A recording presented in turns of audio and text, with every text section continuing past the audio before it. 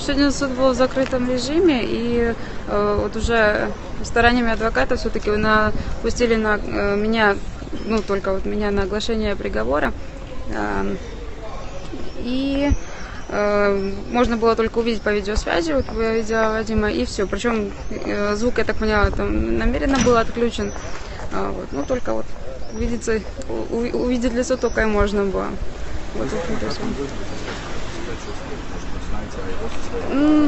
выглядит вроде бы нормально, хотя об этом сложно сказать по видеосвязи.